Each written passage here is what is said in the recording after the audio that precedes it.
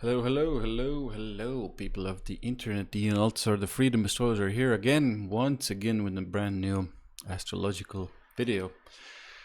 And I'm going to dissect a bit of a maybe more advanced topic, let's say, in astrology. And I'm going to bring in again some real world examples of how this can manifest and the larger theme here, from a very practical, real world perspective, is people doubting you. A lot of that doubt usually originates again from your early childhood environment, if it's there, and we're going to look at, I have an example here just to show you guys just a couple of things that can indicate, let's say there being more doubt from others towards you, and maybe even, at times things like, oh, are you sure you can do this? Can you do this? Or, sometimes even, more, worse things they would say to you, like you can't do this and you're not capable of this, and things of that nature that a lot of the times can keep us down. They can also keep us in a place of not doing new things, not trying new things, not starting new things, and not being able to do so. And in the end, I would like you to I will also share the deeper meaning behind this and how it plays out and what it means actually and why it's there and how to adjust it and how to kind of make a shift in your consciousness, in your mind, in your body, and how to move past it and start doing things that you enjoy and want to do. So in this specific example, so these are pretty advanced, let's say, astrological, or depending on your level, I'll just say pretty advanced stuff, or some of it's a little advanced stuff like rulership. And now in this example we can see the ruler of the first, which is Libra here. I hope you know the Libra sign. Venus is in the 9th house, which is a pretty good position for Venus in general. But now what is happening here in the aspects with Venus? So aspects are configurations that planets make with each other. So these are degrees. I'm not going to go deep into aspects right now, but think of them as planets making different configurations to communicate with each other. Some are more harmonious, some are more difficult. And this is, whenever there's usually red, it usually means difficult, whereas blue means harmonious or easy, or even more supportive, let's put it that way. And now you can see the ruler of the ascendant here in 9th house, generally pretty good, lucky position. Person is pretty lucky in life. Again, a very, very shallow description, but just to show you that there's positive things about this. And now, where does the negative come here is these aspects. Venus has oppositions to both Uranus and Saturn. And now we need to know also what Saturn and Uranus rule. I'm going to focus on Saturn because Saturn is a bit more difficult energy to deal with. And I want to say one thing about Saturn here is wherever Saturn is in your chart, that's usually the place where you're going to receive a lot of criticism. There are going to be some fears associated with it. People doubting you in those areas. And all around a bit of a, let's say, a difficult area to navigate in your life, but also an area that you can't kind of move past because Saturn is such a big, huge influence that if you try to kind of totally not use it, probably life or like I say probably, but I want to say life forces you into those areas to be healed, to be worked on, to be mastered, because this is part of your karma, and this is part of what you're here, what you're meant to be doing here. Now, having said that about Saturn, already if you know your Saturn placement, you can start to see some of the places where you can experience more criticism, experience more doubt from others, experience these kind of weird blockages of people saying like, are you sure you're going to do this? Can you do this? These types of things. And again, very, very often these are I say again, because a lot of my videos talks about the childhood experiences are where these things actually originate from, and a lot of these still originate from those places. It can be your siblings, your parents, your family situation, your grandparents, whoever is close to you there and influences you a lot and is a kind of a role model for you. Now, we talked about Saturn alone, but now Saturn is, in this example of ours, Saturn is in opposition with Venus, the chart ruler, the person's ruler. So the chart ruler always is the person, in this case Venus. And now Saturn, the kind of difficult blockages needed to be mastered, dealt with practically, materially, put in efforts, is in opposition to the chart ruler. And now we need to look at the next thing we need to look at is what Saturn actually rules in the chart. In this case, it rules the 4th house. So the 4th house is a lot to do with the family, a lot to do with the mother, father.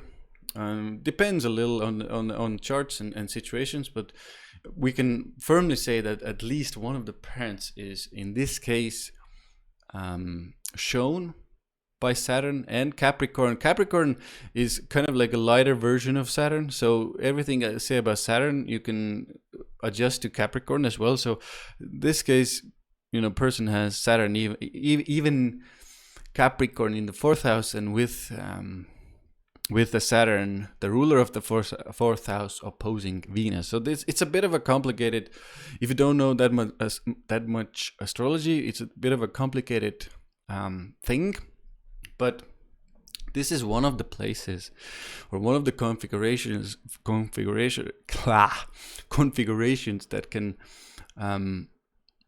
let's say cause the person to doubt themselves first and foremost, because Saturn is blocking the chart ruler or the person. So it can bring limitations, blockages, or the person, because 4th house is our emotional safety, some things that the person in their childhood home experience that doesn't make them feel safe.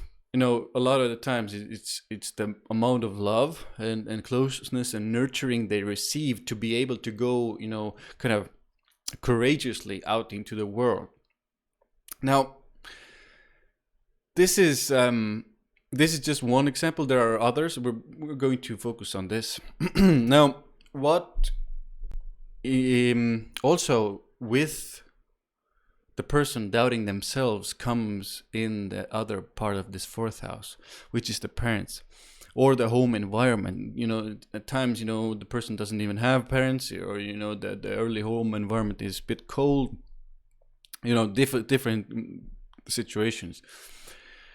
And now when these connections here are made, the 4th house really connected to the chart ruler, and actually in this case Saturn is in the 3rd house, which is the mind.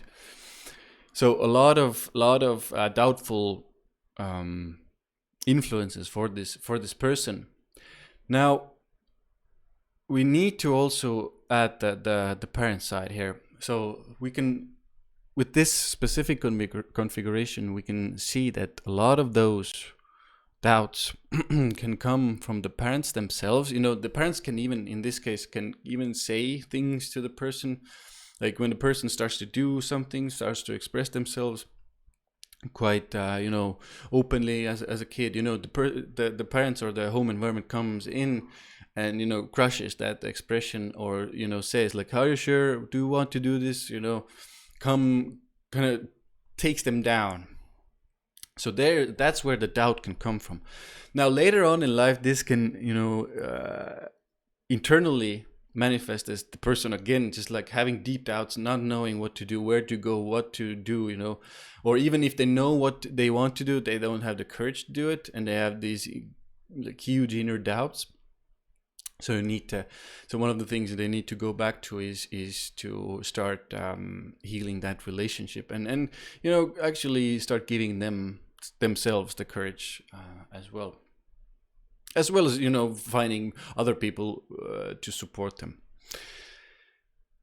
Now we know that what can cause this at times in a chart, or what can we look for in a chart that can give us hints about doubts.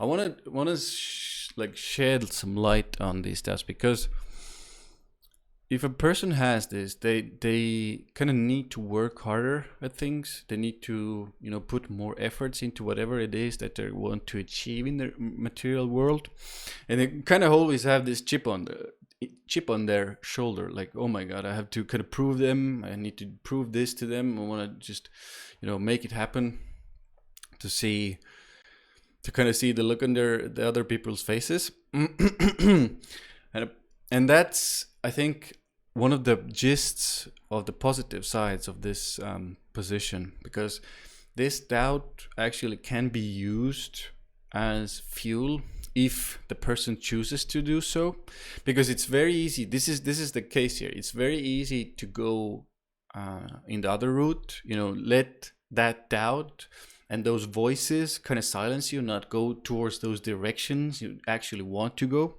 towards. So I'll just give you a quick trick as well. Obviously, you need to, when we read a full chart, we need to look at other positive influences. So things, the blue lines, in this case, the person has a lot of or some support from the moon, actually, which also the family, also older women, more nurturing women. And so, and in this case, the partner as well, because it's the 7th house. So this person will find that support in their endeavors from this family as well. So it's a kind of this was one of the reasons why I wanted to bring this. They will be supported, and they will be kind of doubted there as well. So it's a kind of a conflicting chart in a way. And they will find support as well from the blue line. So this is important to look for, is that support to the ascendant in this case, or Saturn as well. Look for those blue lines and look for where they are coming from, to see where you can find some support for yourself. Now, having said that, you need to work harder on those voices. You need to kind of silence them as well, and you need to work through those voices, and you need to see whose voices they really are. So obviously there's meditation, and there's astrology that can help you, guide you, and can show you what are the origins of these forces most likely, and it can shed some light on it. Now, if the person now starts to use this doubt as fuel and not to let it hold them down anymore, this can actually these oppositions, then these can actually push people into new heights. They can actually achieve a lot in this lifetime, in this material reality. And I don't want to, one of the things I always say, oppositions and squares aren't always bad. They are always, obviously they are a bit more uncomfortable, but they also push us into action, and they push us into finding solutions to things. So this is important to remember, and to use this doubt and their doubt and your kind of own doubt as fuel to kind of show them, in a way.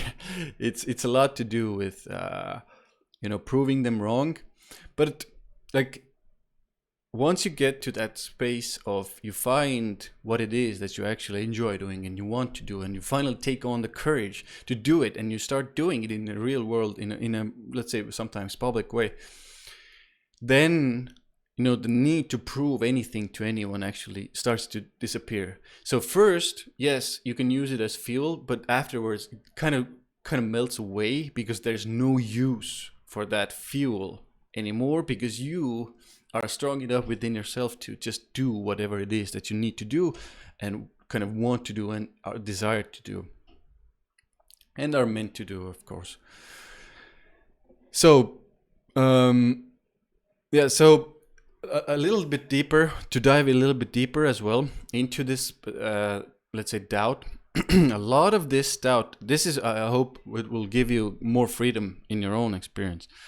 A lot of their doubt, the people, whoever it is that doubt you or put their doubt and kind of fear on you, it's a very tricky thing, because a lot of the times we take it personally. We take it that it means something about us, the way we are or the way we do things.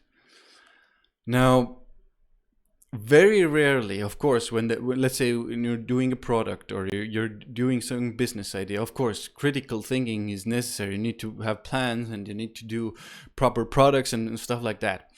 But a lot of times you need to really, really look at like the criticism or doubt that comes towards you, because a lot of that doubt, I would say like 90% of that doubt is the person's own fear and pain talking to you, because of a couple of reasons. Because they didn't have that support. They had a critical parent, they had a critical environment, they had a doubtful, fearful environment towards them, or they didn't do, or they didn't dare to go towards their thing, their goals, their dreams. And now their doubt, their fear comes and is projected onto you. So this is an important part to remember, because it's easier for you to navigate these situations and moments. Obviously, take time and make a plan and work skillfully, have the necessary skills needed, but after that, can you do this, and are you sure you want to do, all of this kind of doubtful, fearful talk put onto you. It's a lot to do with them. It's not a lot to do with you, unfortunately, or fortunately. Let's put it that way. So hope you got a lot out of it, this video, and hope you find it easier to kind of navigate those doubtful waters, because the thing that gets it very, very tricky is that doubtful voice gets pushed on or projected onto you, and you take it over and you think it's your voice when it's actually there. So you need to start separating yourself, your own ideas from that talk, and see what you really think about the situation and the areas you're moving towards. I think that's it. Also, guys, if you are interested in a webinar where we're going to talk a lot about this stuff, I'm doing a webinar on the 23rd of May 2021. It's a big webinar. We're going to talk about how to make the best deals and get the best, form the best partnerships. This is the name of the webinar, but we're going to look deeply into self-worth issues, confidence issues, what can be stopping us, what are the indications in an astrology chart, how to time meetings, how to time negotiations, how to time salary negotiations, and some other astrological configurations. And I will provide some practical material, let's say, solutions to your internal and external kind of problems, meaning mental and the ideas you have about yourself. So I hope you can join. I will put the link in the description below. Please like, subscribe, and share the video. Ian Althusser, the Freedom Astrologer, ends this video now, and I will see you soon, very soon.